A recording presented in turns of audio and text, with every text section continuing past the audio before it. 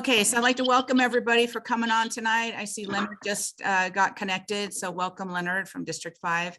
Tonight we have Tina Kyrpios, the Senior Vice Commander for District 14, and she's going to be talking with us on and about resilience. However, before we get started, if you've noticed, we've kind of done a little bit of upgrade for our training sessions, and we're wearing our caps because this is no different than if we're in an actual face-to-face training meeting. So with that being said, I do have the colors here behind me with the colors of our nation in place. Request everybody to hand salute. 2.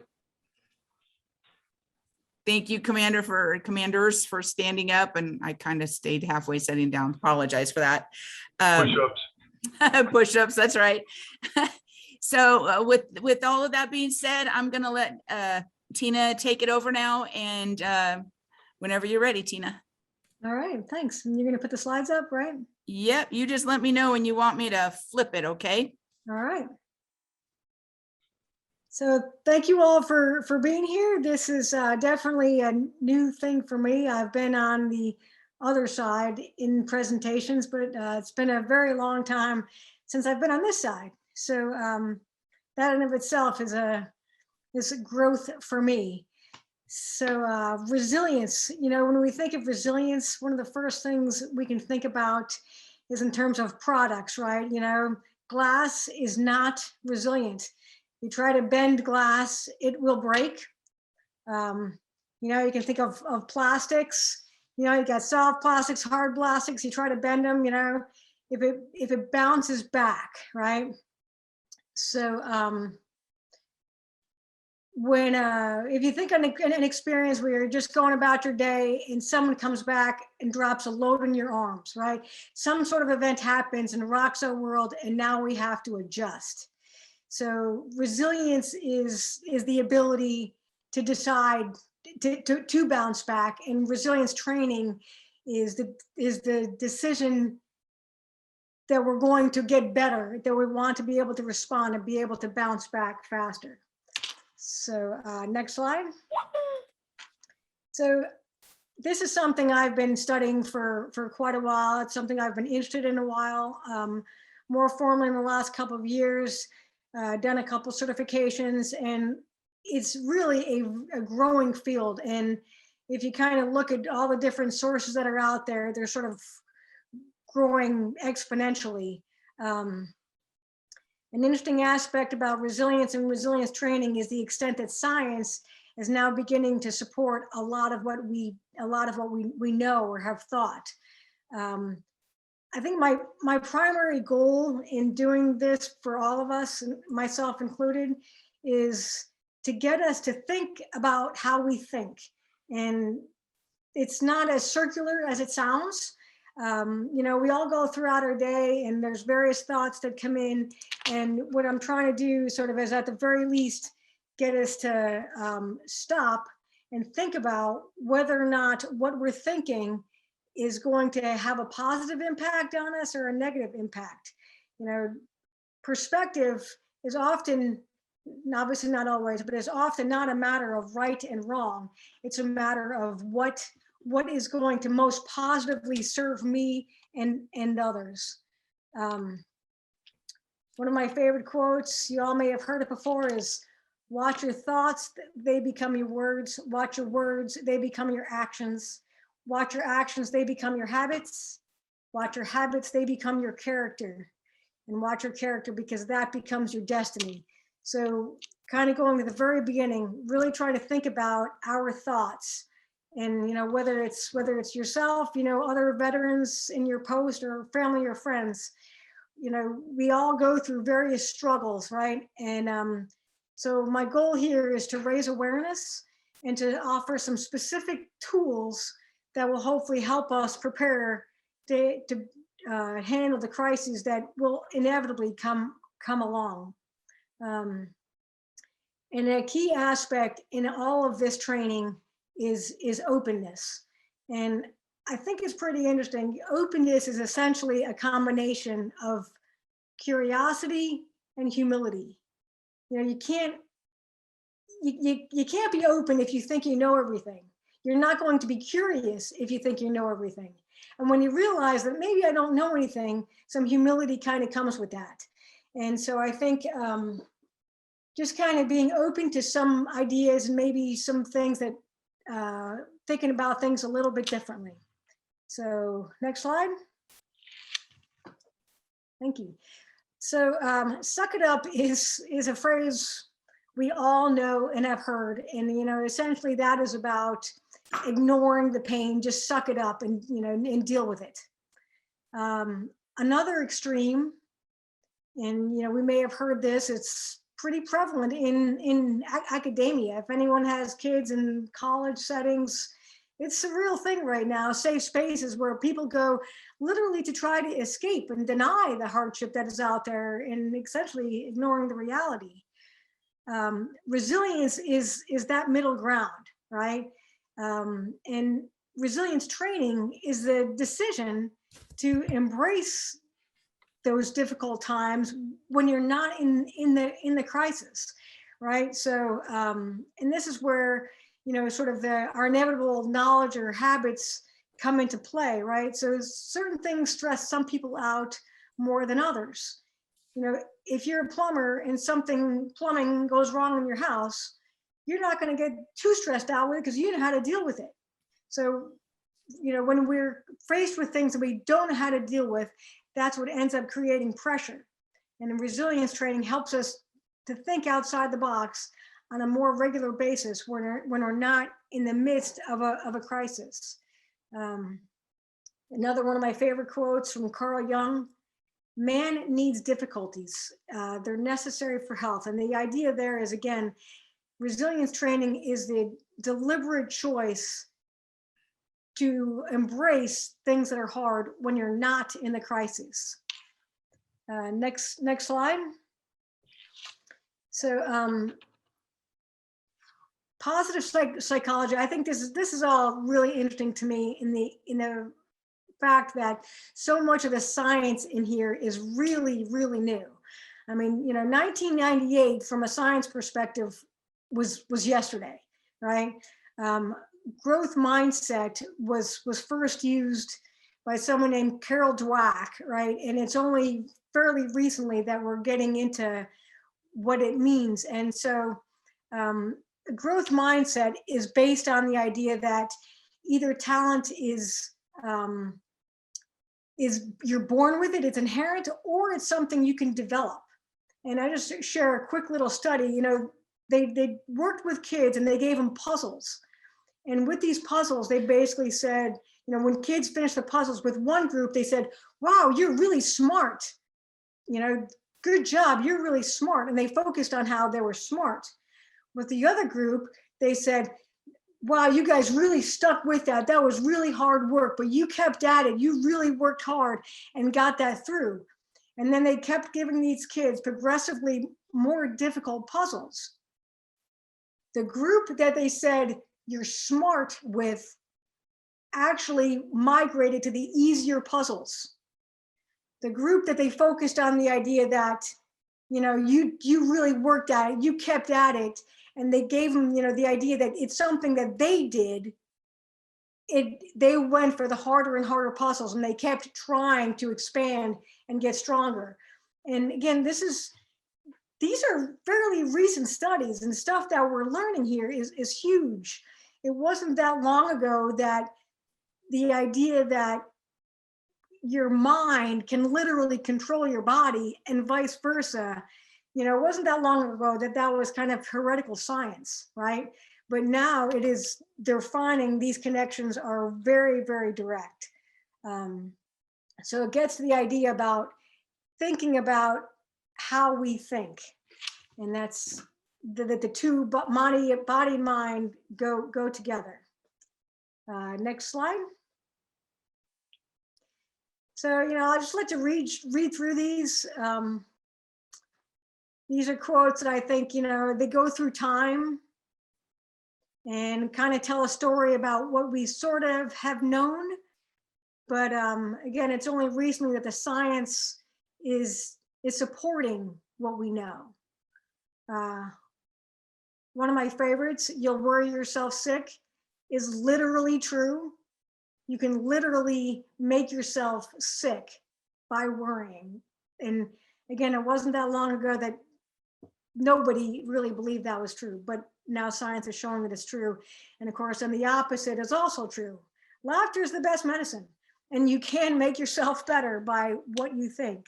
So next slide.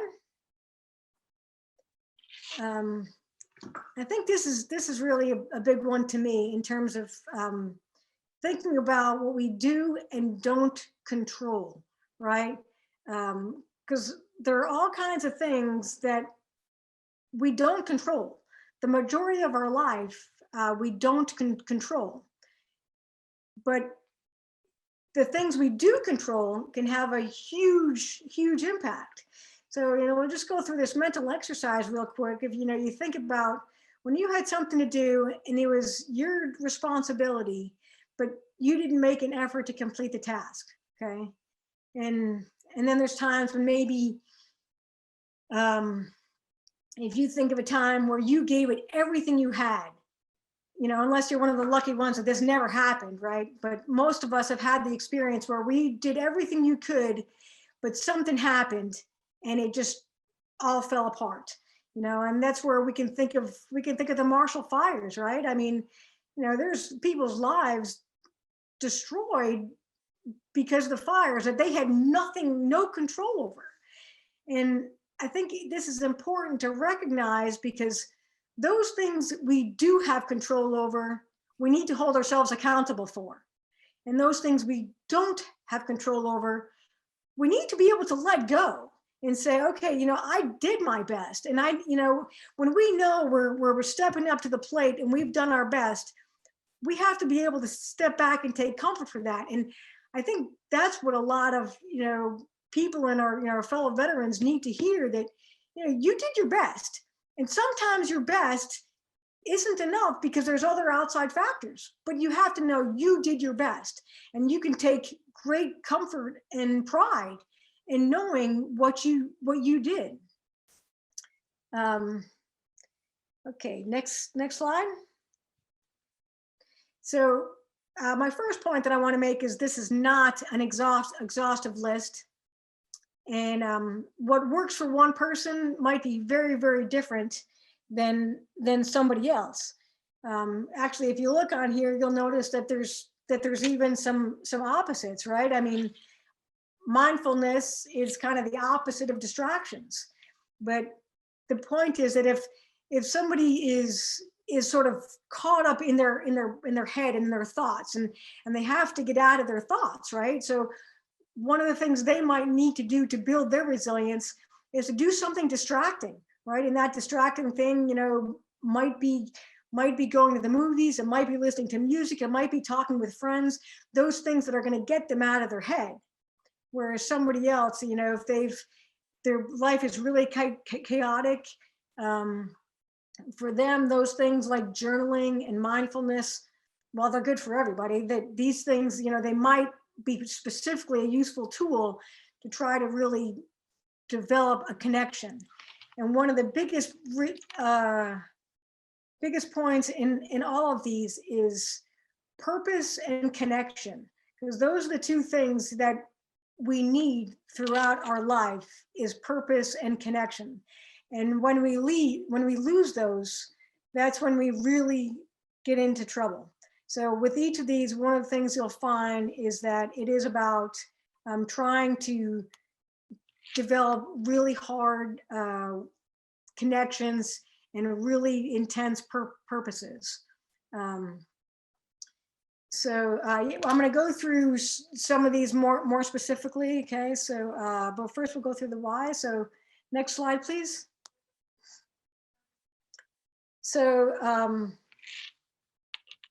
and one of the things with all these, it's about developing our whys, right? We know that life is hard, right? And when we're in the middle of a crisis, that's not the time to be developing resilience, right? It's before, when you're outside of the crisis, this enables you to develop it. And an interesting thing biologically is when we embrace hardship, when we make the deliberate choice, as Carl Jung says, to do hard things, our dopaminergic systems responds. Dopamine, that's, that's that positive reward hit that we get that's going to keep us going. As opposed to when we're forced into hardship, when it's pushed upon us and we're not eagerly embracing it, our cortisol system responds. And that's the stress, that's the anxiety producing system. So this is the idea of making the deliberate choice to embrace difficult things when you're not in the midst of a crisis. So that when the crisis comes, which it will, because that's one of the things you can count on, right? That we are more prepared to handle those crises.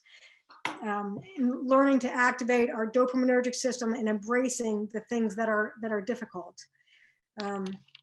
Another favorite quote: "If we have our why, we shall get along with almost any how." And that's a pretty important one to take us through that.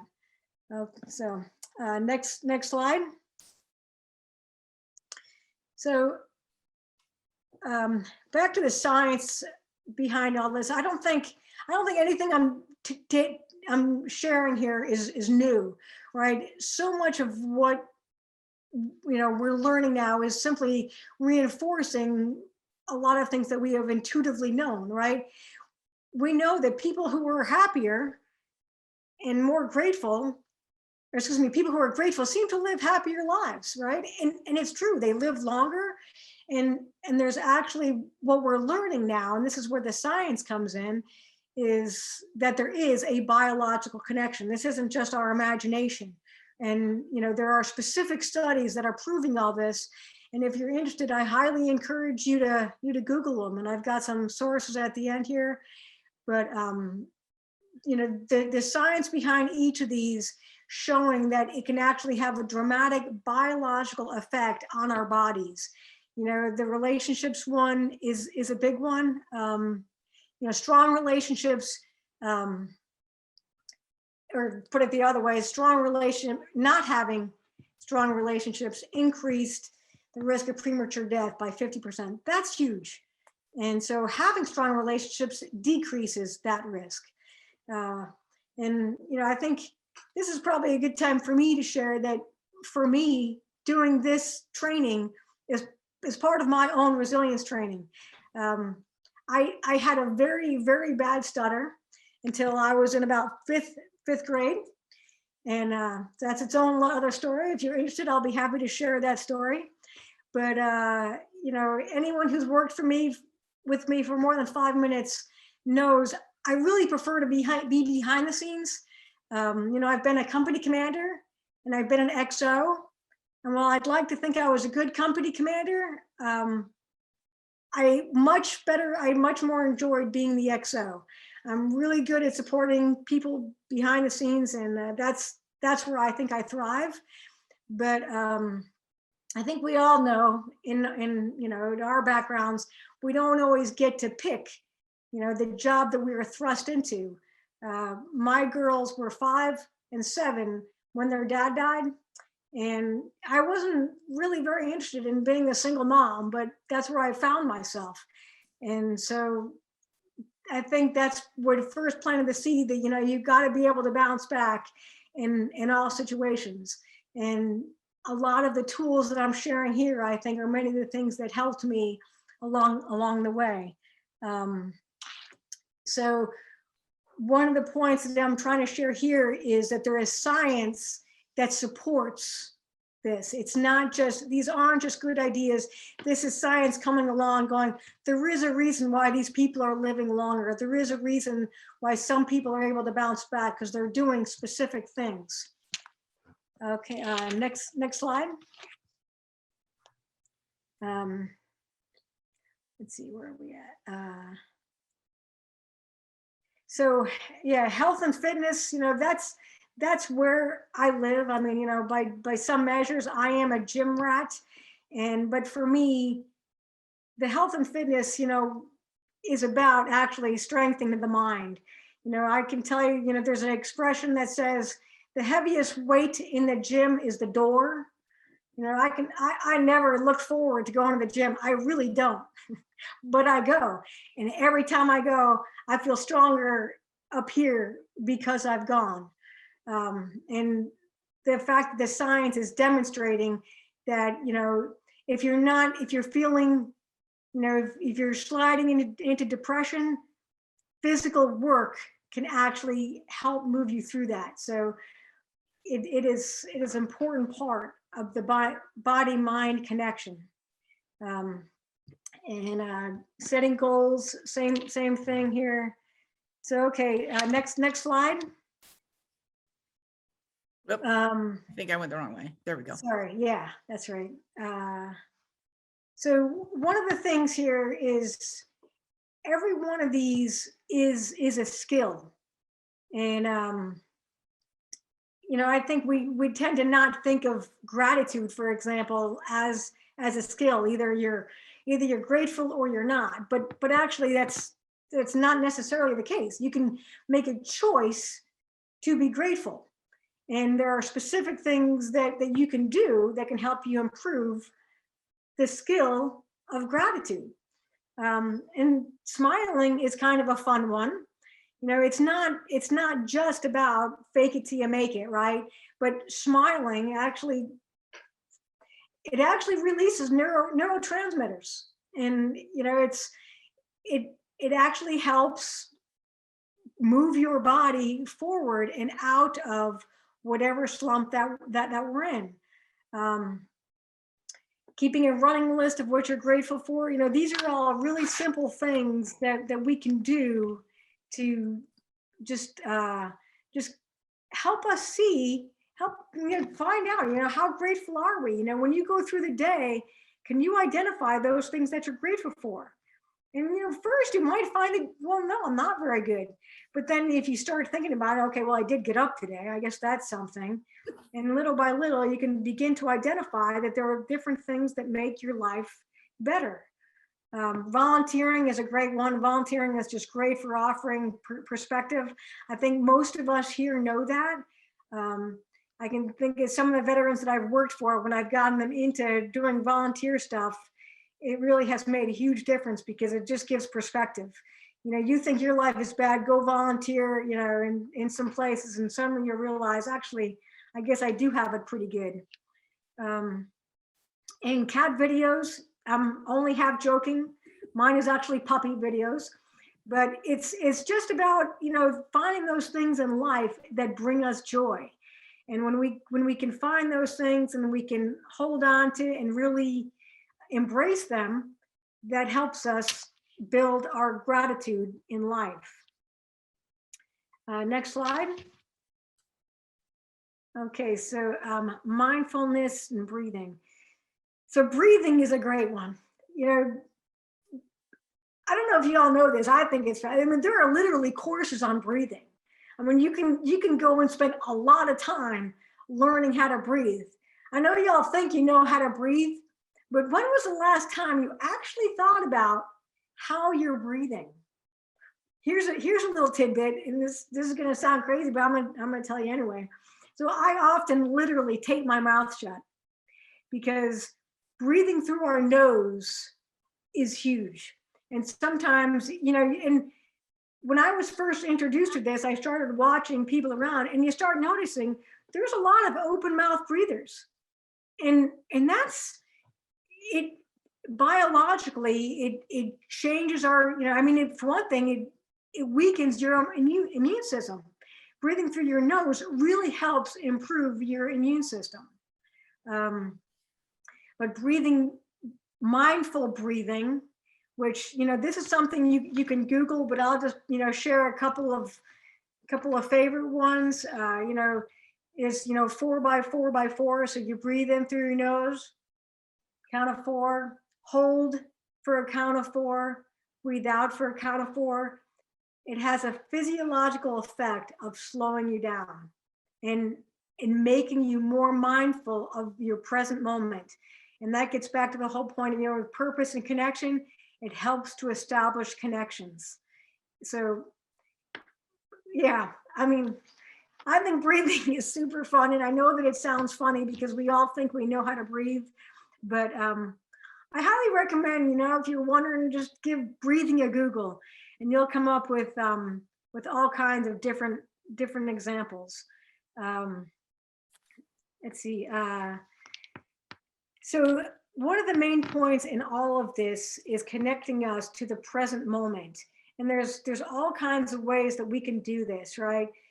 We have 5 senses, and actually trying to take those senses in, right? If you can think about, you stop and think about what you're hearing. Are you hearing a dog bark? You're hearing something, in the kitchen, and you're hearing something outside. Doing those things, and by a deliberate choice. I don't mean being distracted by it. I don't mean that distraction. I mean making a choice to hear, or making a choice to see. And one of my favorite things, when you're talking to somebody, after you step away, see if you can remember what color their eyes are, right? You see what things that you can notice about another person. See what things you can notice about the space that you're in. These are all things that help build connections. And we can do that when we're eating, I think most people love good food. I know Scott's still missing Polish food, but like in your food, stop and notice what you're thinking. There's an interesting point. I'm hearing an echo. Is anybody else hearing an echo? Once in a while. That's Rich. He keeps unmuting himself. Right? Thinking actually requires you to have a dialogue with yourself, but it helps you to pay attention to the world around you, right? And that's, again, what we're really trying to build, is that connection to the world around us. Next slide. So yeah, again, here I talked a little bit about health and fitness already. In the specifics, start small, right? Whenever I have a new person come into my gym, the first thing I say is, just think about moving, move a little bit more today than you did yesterday. It's not about being the strongest, fastest person. It's about being in touch with your body, and through your body being in touch with your mind. And I'll put this together with, Nietzsche's comment about having a clear why. Man, if I got to pick somebody, to go on a mission with, I'm not going to pick the strongest, fastest person. I'm going to pick the person who has their why, right? Because if we have a why, that is what's going to get us through the tough times. So, and with journaling, yeah, also, start small. And this is a fun one. There's all kinds of prompts, and even just a couple sentences a day, and you can pair it with a gratitude practice, right? Just writing them down. And if you think of an area in your life that is interesting to you, you can find prompts that are going to help you just do journaling, just again, a couple sentences a day. But again, if you go back to the science, actually writing these things down has a positive physiological effect on our bodies. Next slide. So goals, and I know this is something we've all heard a lot about, but I'm going to kind of try to add a different piece to it here. We are all aiming creatures, right? We're not stagnant. We don't stay in one place. We're always going from here to there. The question is, have we identified the there? An interesting bit to me, I really like words. It's something you should know about me. I think words are super fun. And as folks here who, in our backgrounds, right, we all know marksmanship, right? Surest way to miss the target is to not aim, right? And goals give us an aim. And the Greek word for sin, it's hamartia, which literally means, it's an archery term, and it literally means to miss the mark. And so it's not about, try not to get theological, but so sin isn't about wrongdoing. It's about not aiming properly. And if you don't have a goal, you're not aiming, right? And so goals, I mean, that's what they do, is they give us a specific aim. And it's, whatever you choose. And incidentally, having micro goals also helps to activate our dopamine system that I mentioned earlier. When you're moving toward a goal, that's activating your dopaminergic system. And we all know SMART goals, right? Specific, measurable, attainable, relevant, and specific. Though, that's the approach. But it's like, whatever your area, whatever you decide that you want to put your effort into, design your goals around that. But you got to have a goal, right? And I got a couple of my family and veterans in my brain who I know that's something I'm really trying to get them to embrace, is the idea of having a goal.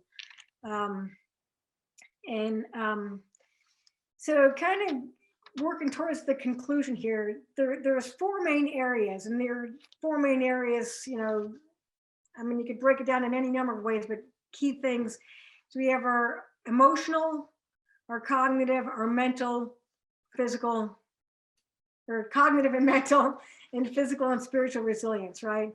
In each of these areas, it's to enhance and improve your life. It's funny, as I'm reading this, it's decreasing your stress and anxiety. Well, how we view stress is actually up to us, because we can embrace stress.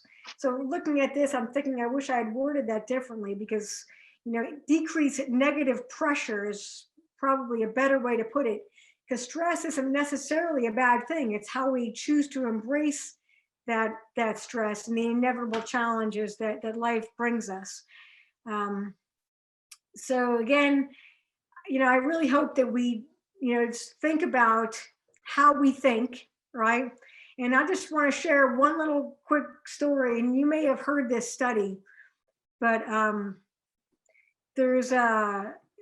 they put rats, this might not sound very nice, but this was like a Harvard studies, and you can Google it, rats drowning, right? They put these rats in a thing of water, and they wanted to see how long the rats would go before they would begin to drown.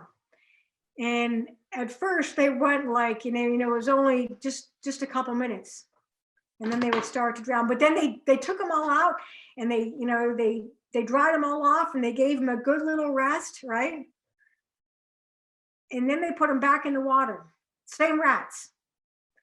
And when they put them back in the water, I don't know how long you'd think that how much longer they would go, but they actually went for hours. And the reason is because after they were taken off, the scientific reason ascribed to it is they were given hope.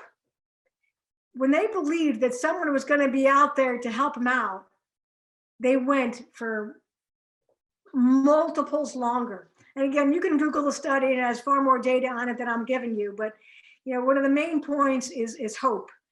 And I think that's my main objective here, is trying to share some tools that help develop our resilience, that give us hope when things get pretty tough.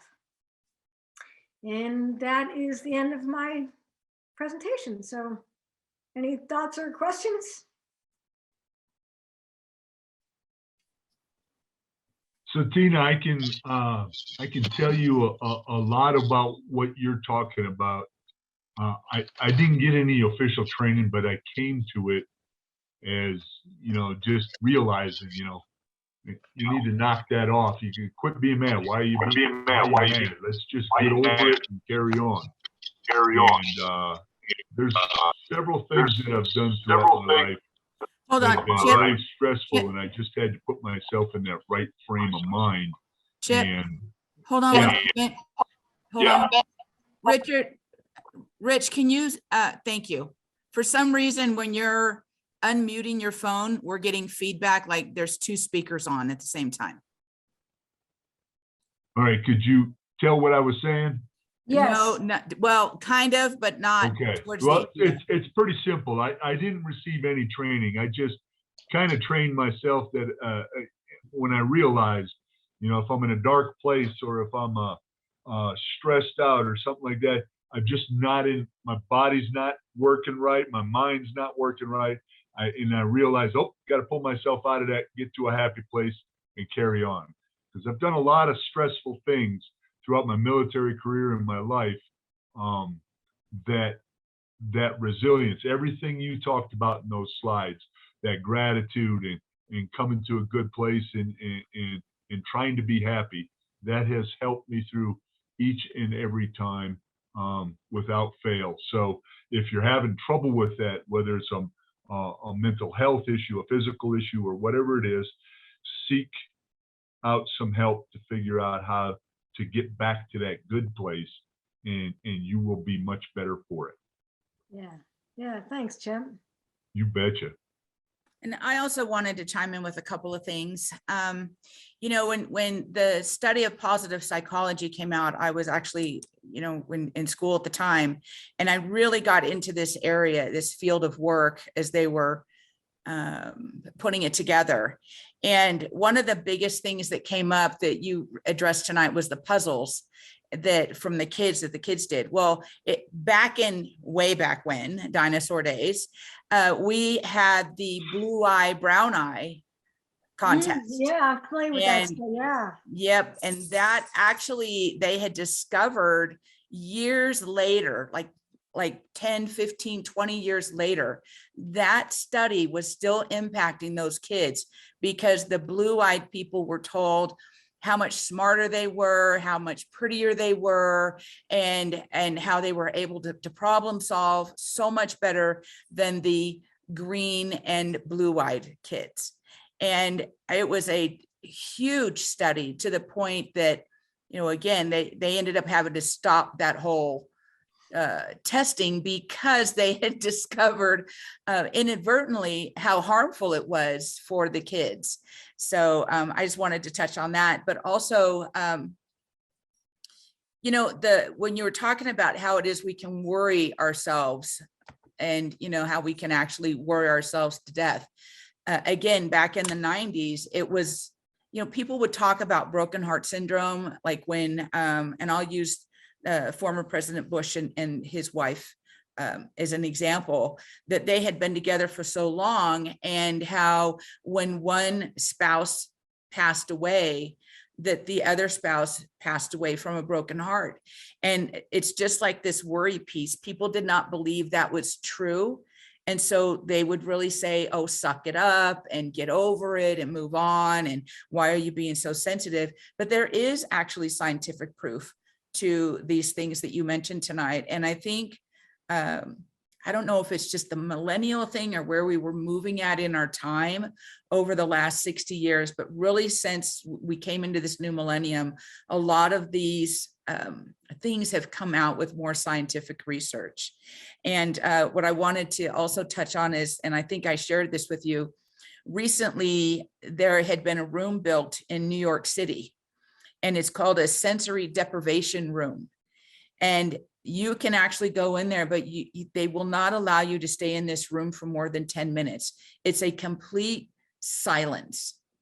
And there's literally there's nothing that happens in that room. You can hear your own heart beating. You can hear yourself breathing. You can hear your pulse moving through your body. And they discovered just within 10 minutes, after 10 minutes, people were beginning to have an emotional breakdown because we are not accustomed to setting with ourselves and within our own thoughts. And so again, here's another piece of science that we didn't even know existed. And so hats off to the people that live in those rural areas that enjoy the quiet and they can live with it. But also, you know, now that I've heard about these studies and these things going on, I have a greater appreciation for folks that come into this city and they're just like, we can't handle it. The sound, the noise, the ambulances, the fire trucks, the traffic noise, it literally makes them crazy. So, you know, that was just some interesting stuff that has recently come out. And one other thing is that I believe that resiliency is a choice. Just like every thought that we have, we can either choose to be upset over something, or we can choose to find a new way to work through it. And naturally, our humanness is, you know, we will have an initial reaction. However long-lived that reaction is by choice. And I just think it's interesting when we're talking about that, because how we do think is how we live and how we survive. One caveat I would put, because I definitely agree, but I think you almost have to be taught that it's a choice.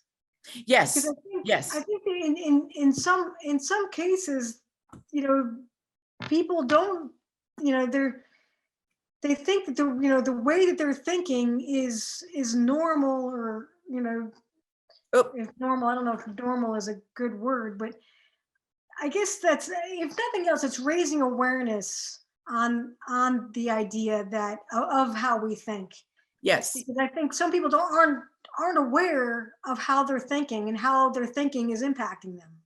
Exactly. And you look at people who are healing in the hospitals and you know, unfortunately we have burn victims, and you look at the differences on how they heal, and the people that have a lot of support around them, that have a really strong, healthy attitude about life, and, you know, even possibly combat vets, people that have that something within them, but it's because they've learned in their lives how to make healthier choices, how to be resilient, and to, you know, I think it's a little bit more about relying upon yourself rather than just others. And the support is great and it's there, but knowing that you're okay, and I'm talking about inside yourself, that you're okay, makes a huge difference. Yeah. So, and I'd really like to thank you for sharing your story as well. It was a beautiful and touching story, you know, and again, how it is we make choices. You and I have a lot of similarities in our lives that we've discussed a little bit, and you know, how it is we persevered to overcome strife or tragedy or whatever label you want to put on it, really does make a difference. So I wanted to thank you for that. Yeah, thanks for hearing. So does anybody else have anything? I do. Yay. Tom Flores. Yes. Tina, how would you tie this all into the veteran experience? Probably a better question is, what do you feel that the resiliency training falls under? Does it fall under VNR? Does it fall under, or another scope, another aspect? We're trying to be germane to the American Legion and to serving veterans, you know, our part of our mission. But what is a brief? How would you, in your interpretation, how do you think resiliency training can help us to offset? Well, I think it is. I mean, I think it is. I'll just say, I think it is a key piece of the puzzle in terms of veteran suicide. I definitely think it falls under VANR.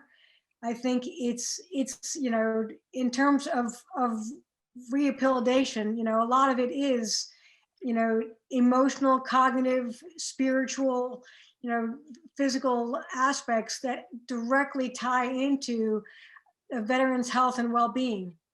And, you know, I think, I mean, to me, this is the sort of training, and by the way, there are posts that are doing it. I mean, that's one of the things that I found where it is kind of fun. If you look at the different programs out there, this is the sort of training that I think should be offered, you know, as a part of discharge.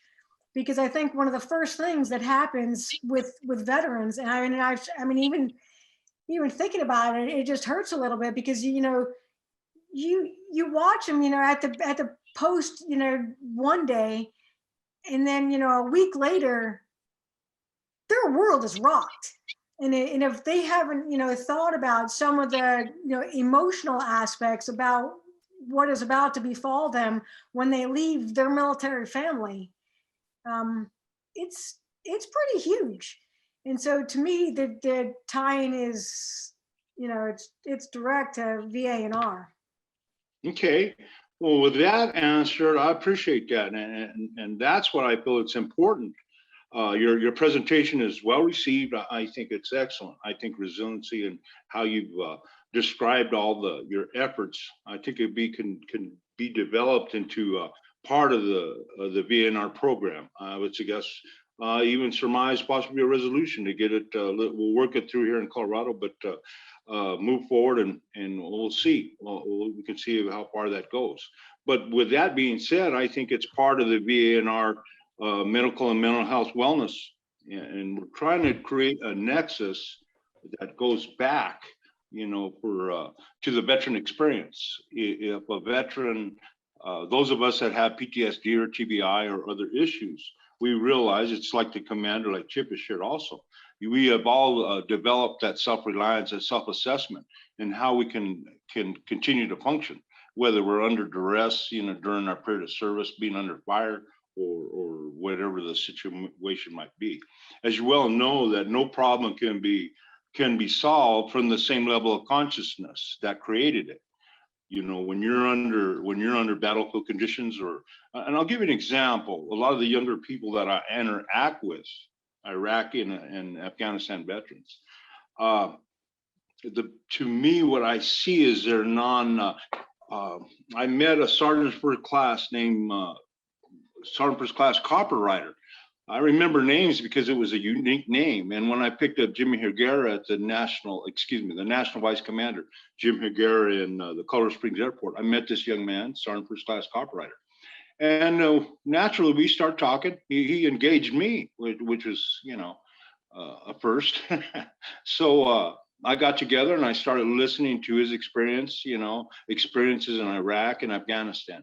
And one thing that the active component has right now, a lot of the active duty personnel feel they won't seek mental health, they won't seek help to their channels because they feel it's stigmatized. This gentleman, this Sergeant First Class had 10 years of service in, and he said, if I seek mental health, what happens, it goes through, it has to be cleared for his company commander, then it moves on to the battalion commander, and then it goes up the chain.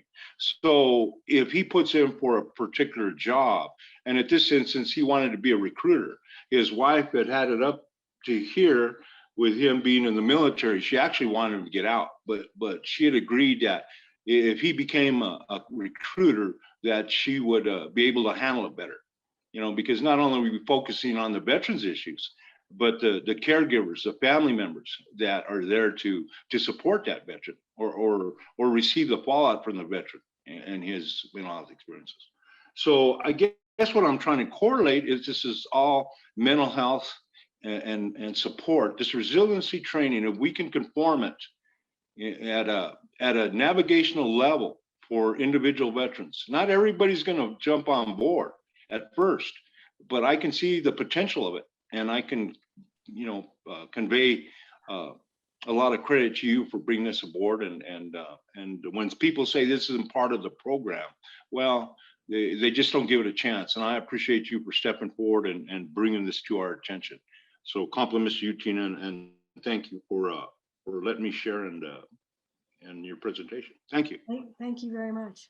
I'd like to say also to something, Tom, how does this fit into the American Legion? Well, and American Legion in the VA&R program.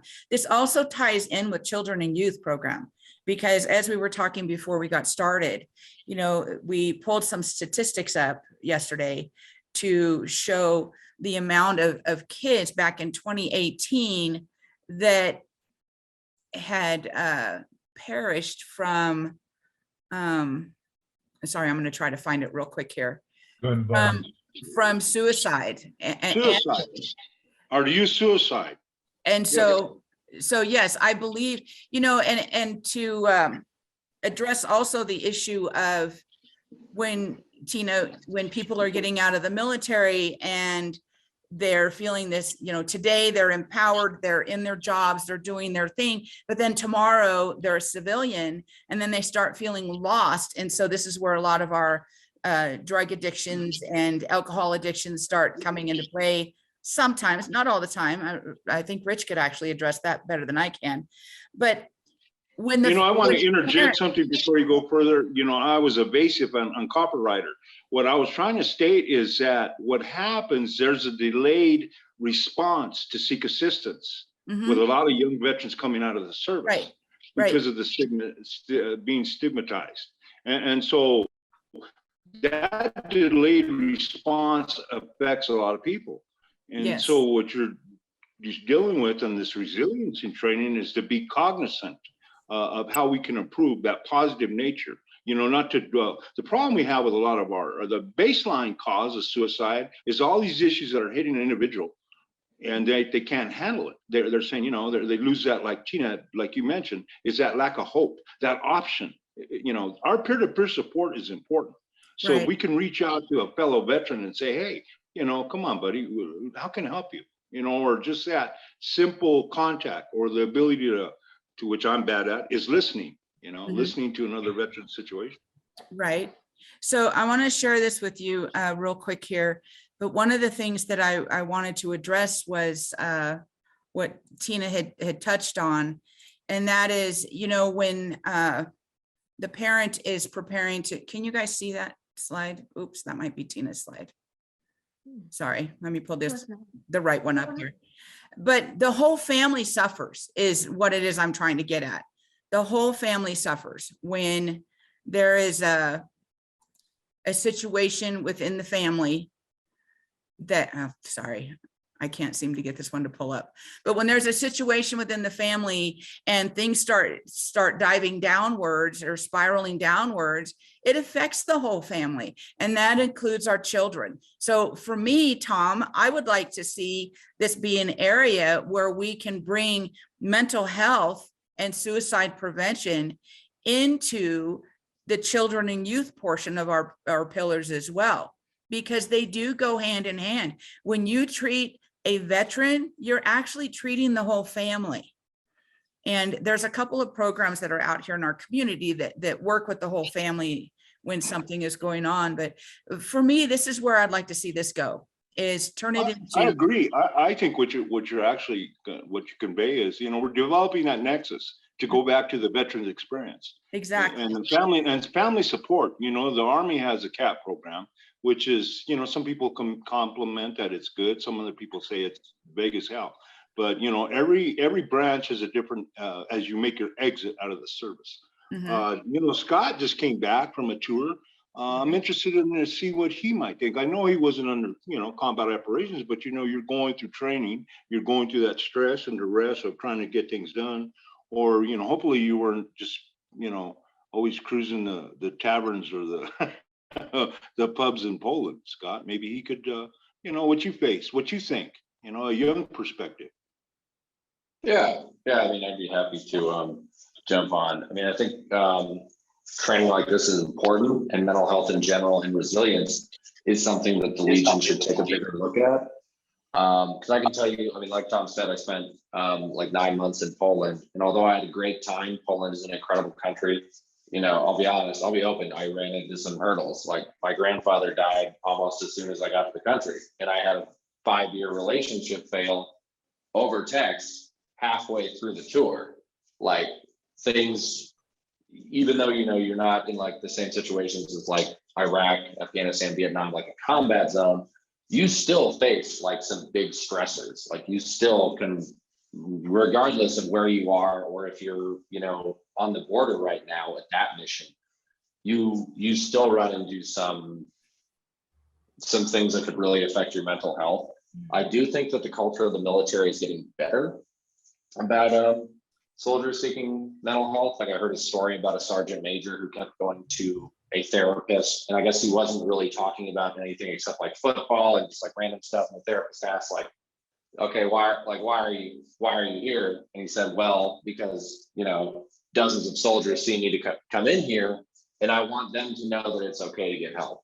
So leaders are doing a better job of trying to set that better example, and the culture is kind of changing where it's okay, largely, maybe not at every level, but like it's okay to get mental health help, but it is something that the Legion should place a much bigger emphasis on, because it does play into a lot of different things, like Annette was saying, like suicide prevention kind of falls under children and youth, especially like the well-being of a family for soldiers with kids.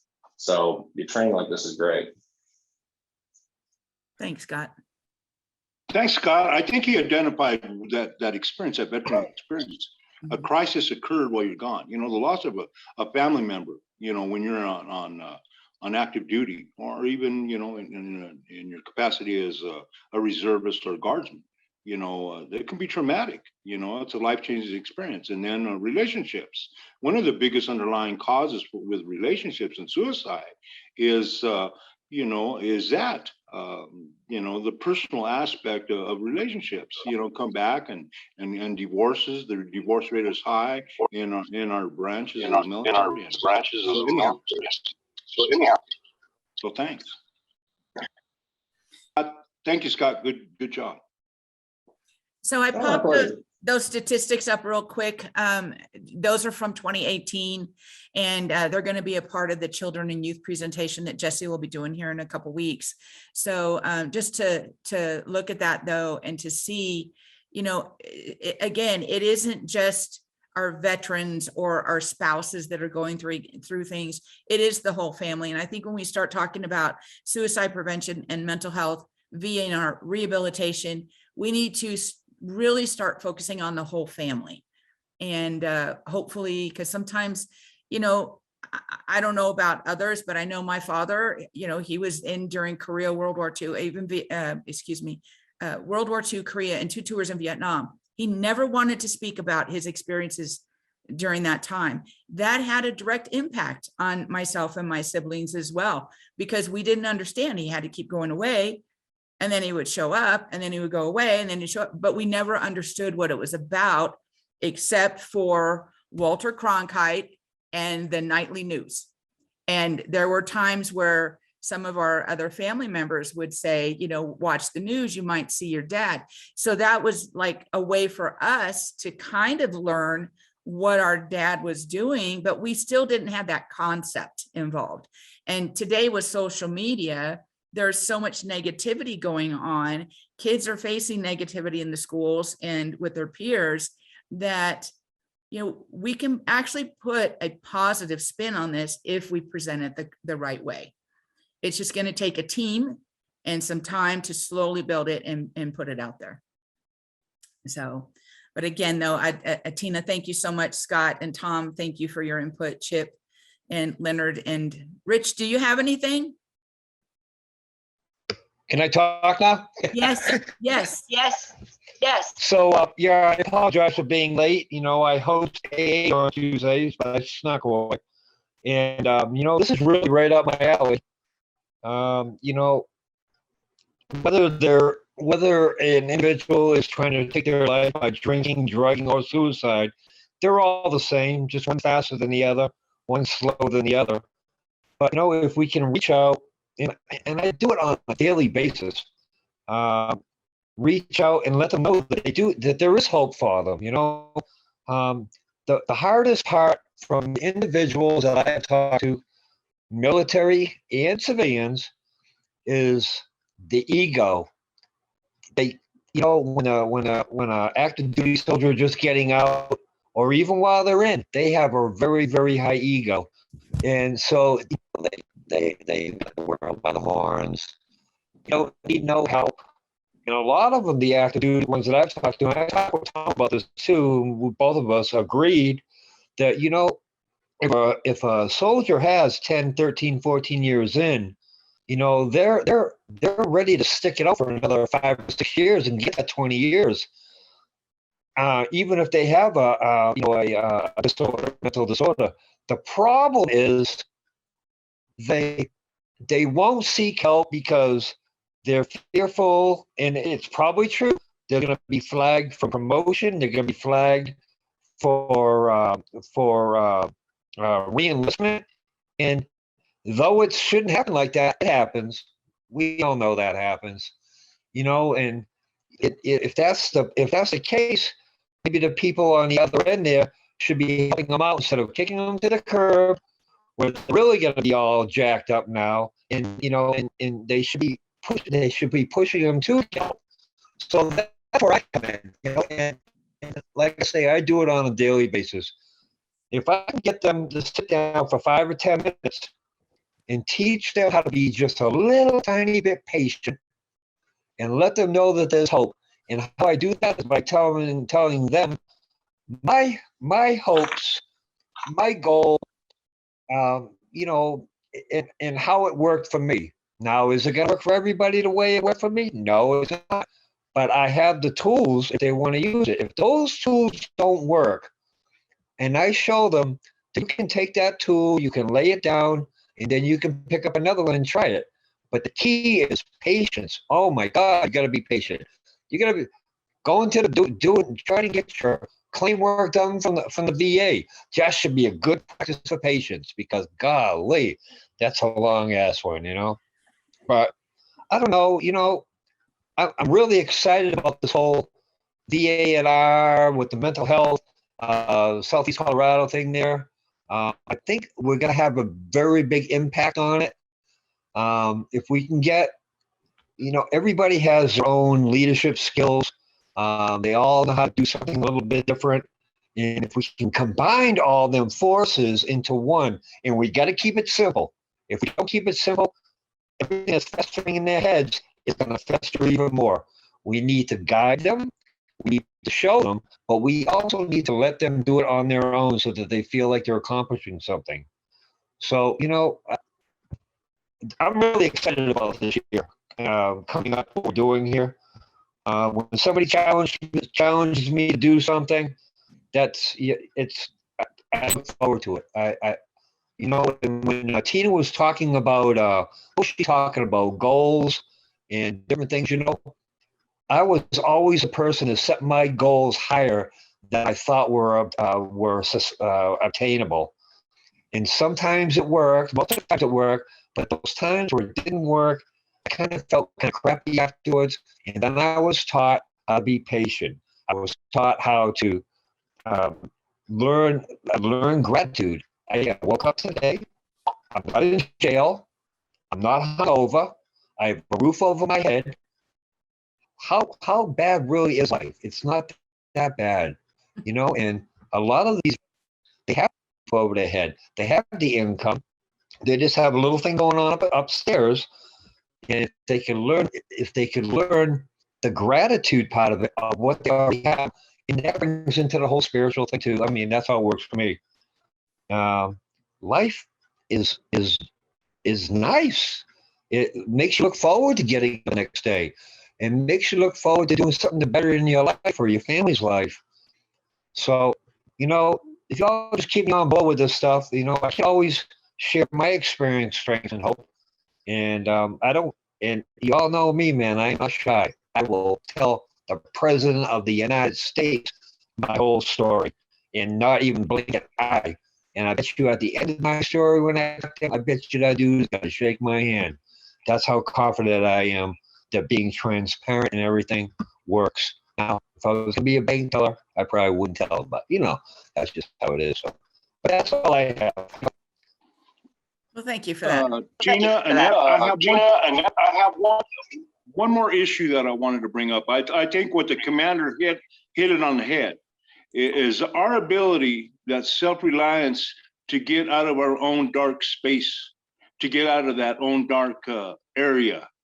And that's, if we can turn this and develop a program to help our members, our Legion members, and their families and our veterans in our community, to help them to get out of that dark space. The commander hit it on the head.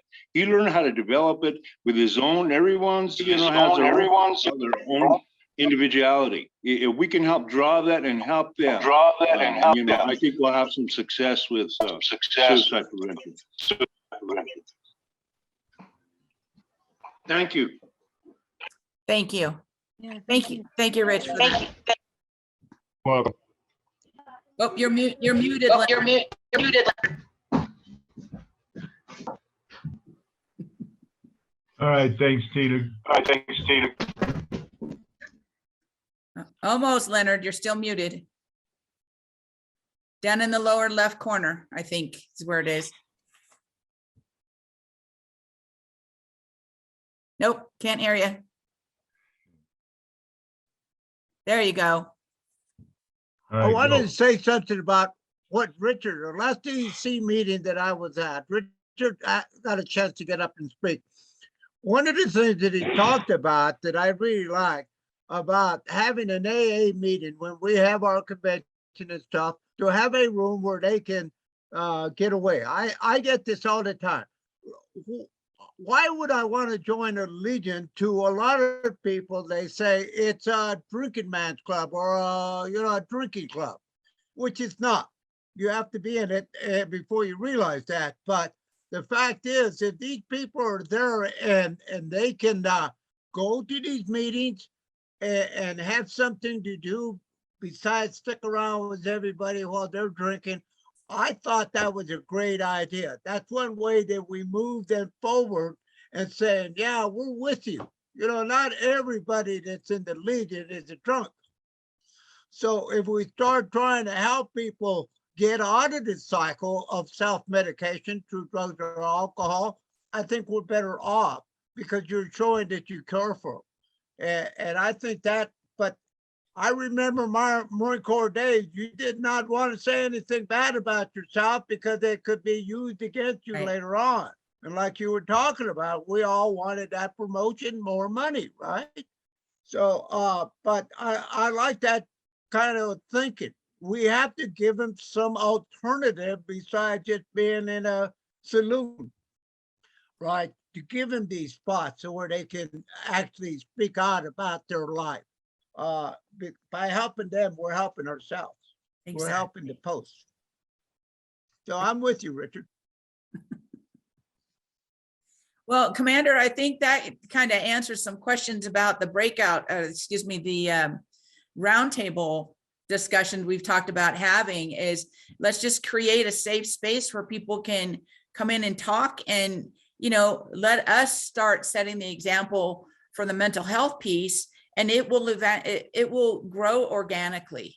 And, you know, if we just have a place, not a bitch session, and excuse my expression, but a place where people can just come in and talk about, you know, today I feel great, but, you know, who knows how I'm going to feel tomorrow. And I mean, Commander, you know, you've listened to me vent, and, you know, it's never pretty, but just be able to start creating a safe space for our folks. And there have been times where even I'm sitting in on our convention, on the convention floor, and things start getting going and start getting heated. That's a trigger for some people. And I myself, there are times where I will actually get up and walk out of the room.